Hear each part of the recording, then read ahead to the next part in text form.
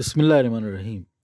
ابی لہب نے پیغمبر اسلام حضرت محمد صلی اللہ علیہ وسلم پر قاتلانہ حملہ کرنے کے لیے ایک شخص کو چنا جس کا بیٹا جنگ بدر میں مسلمانوں کے ہاتھوں قید ہو چکا تھا۔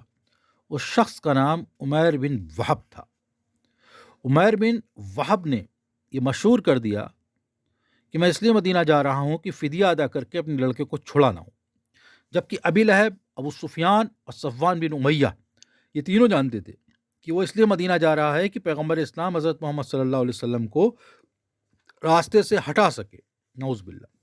اس کے علاوہ ابی لہب نے خود اس شخص کے سفر کے خرچ کو ادا کرنے کی ذمہ داری قبول کی اور اس کی واپسی تک اس کے گھر کا خرچہ دینے کا بھی وعدہ کر لیا۔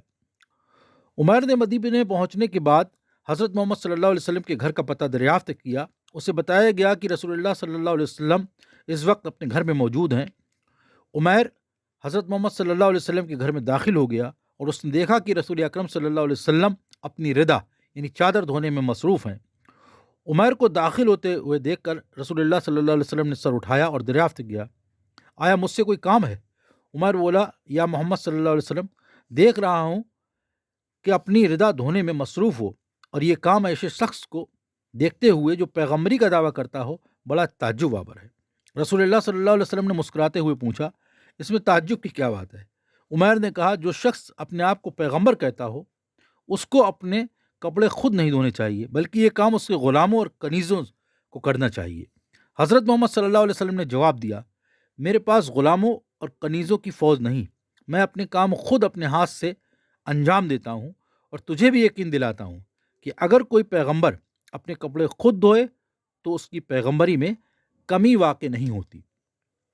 پھر آپ صلی اللہ علیہ وسلم نے بات چیت کا رخ موڑتے ہوئے عمیر کو مخاطب کرتے ہوئے فرمایا، گویا تمہیں مجھ سے کوئی کام ہے؟ عمر بولا، ہاں، دراصل میں یہ پوچھنے آیا تھا کہ مجھے اپنے بیٹے کی رہائی کے لیے کتنا فدیہ ادا کرنا ہوگا۔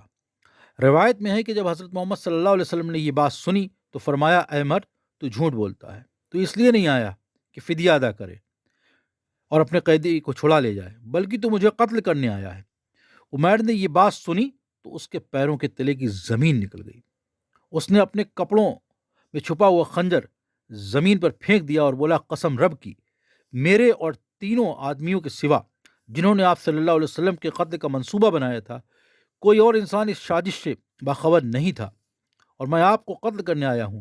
مجھے یقین ہے کہ ان تینوں نے بھی راز فاش نہیں کیا ہوگا، لہٰذا آپ جو اس بات سے باخبر ہو چکے تھے تو یقیناً آپ اللہ کے سچے رسول ہیں، اور میں اسی وقت آپ پر ایمان لاتا ہوں اور دین اسلام کو قبول کرتے ہوئے ہمیشہ کے لیے کفر و شرک سے توبہ کرنا چاہتا ہوں۔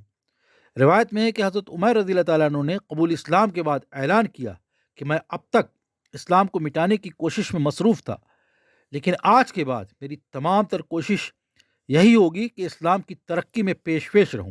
اس واقعے کے بعد عمر رضی اللہ تعالیٰ عنہ مکہ کی طرف روانہ ہو گئے، اور جب وہ شہر میں داخل ہوئے تو انہوں نے سنا کہ ابی لہب کا انتقال ہو چکا ہے، اور ابی لہب کی موت کیسے واقع ہوئی اس کی تفصیل بھی آگے آئی۔